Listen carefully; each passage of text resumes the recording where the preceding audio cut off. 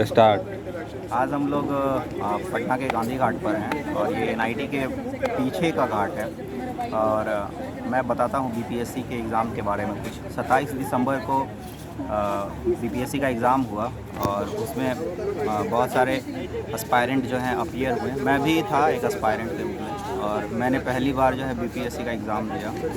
और मैंने पिछले बार फॉर्म डाला था बट एग्ज़ाम में अपीयर नहीं हो पाया था।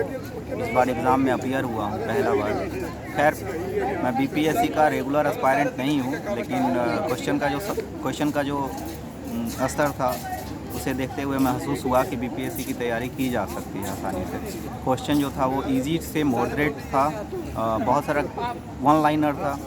मतलब जो बहुत तैयारी करते हैं लोग सिविल सर्विसेज का, वो बहुत सारे क्वेश्चंस में फंसे भी होंगे क्योंकि क्वेश्चन डायरेक्टली वन लाइनर था। मतलब रेलवे का जो समान अध्ययन आता है स्पीडी वगैरह का, वहाँ से डायरेक्ट क्वेश्चन था।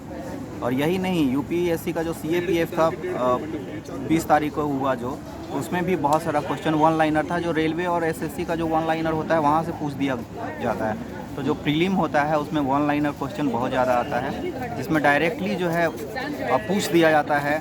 और उसमें आदमी गलती इसलिए करता है क्योंकि कुछ सवाल जो ऐसा होता है जो एक्सेप्शंस होता है और उसको पूछा जाता है, तो वहाँ पर गलती होने की संभावना होती है। बाकी बात जो सवाल था, जैसे करंट अफेयर्स का सवाल था, तो वो थोड़ा सा प्रॉब्लम किया एकदम तत्काल का भी करंट अफेयर्स का। जैसे national school of drama, Bharatiya Natya अकादमी का से क्वेश्चन था जो परेश रावल अभी अध्यक्ष बने और तुरंत कुछ दिन पहले बने और तुरंत पूछा गया, तो उसमें भी बहुत सारे बच्चों का गलती हुआ जो हमारे साथ में थे। और मागा, जिसको बोलते हैं मेक अमेरिका ग्रेट अगेन, तो ऐसे मेक अमेरिका ग्रेट अगेन नहीं लिखा मागा, कि मागा क्या है। तो मैं भी कंफ्यूज हो गया और मैं जानते हुए भी अटेम्प्ट नहीं कर पाया इसको सही।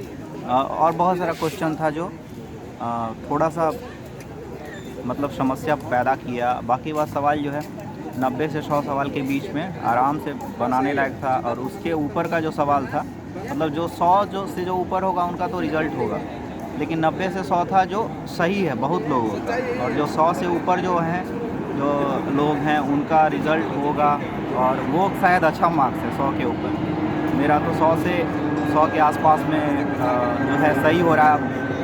अब इस पर एक और बात ये है कि जो बीपीएससी का जो बोर्ड है वो बहुत सारा क्वेश्चन में कन्फ्यूजन है डेटा को लेके। जैसे वन आच्छादित क्षेत्र कितना है बिहार का, तो उसमें है 7.27 ऑप्शन था जो क्लोज टू द रियलिटी था, मतलब ऐसे है 7.76। और एक ई ऑप्शन भी है जो कि इनमें से कोई नहीं या इनमें से कोई एक से अधिक, तो इनमें से एक से अधिक। तो वो भी क्वेश्चन में बहुत सारा लोग जो है उलझे हैं।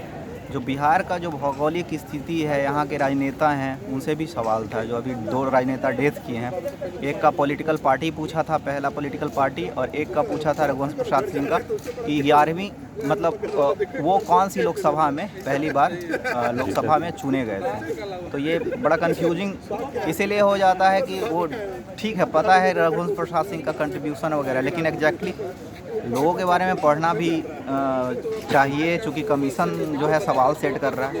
एक ऐसे ही सवाल था कि भारत में जो चुनाव हुआ, बिहार में जो चुनाव हुआ, सॉरी माफ़ कीजिएगा, बिहार में जो चुनाव हुआ उसका अनाउंसमेंट जो है चुनाव आयोग कब की थी।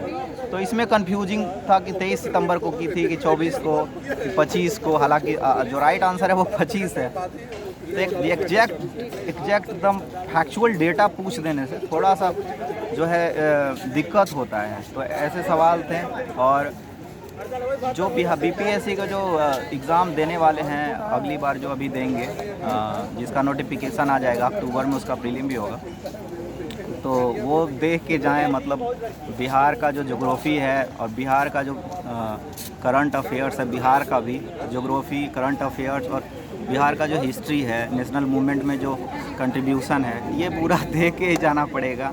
और देश दुनिया का जो है करंट अफेयर से बहुत क्वेश्चन था 25 के आसपास में, और 40 क्वेश्चन हिस्ट्री से था, 39 क्वेश्चन। तो हिस्ट्री तो स्टैटिक पोर्शन होता है, तो उसमें हिस्ट्री से तो बहुत सारा सवाल जो है सही होता है, लेकिन डायरेक्ट हिट करने के लिए जो वन लाइनर जो बुक्स है जो एसएससी और रेलवे के स्टूडेंट्स यूज करते हैं, शायद उनको ज़्यादा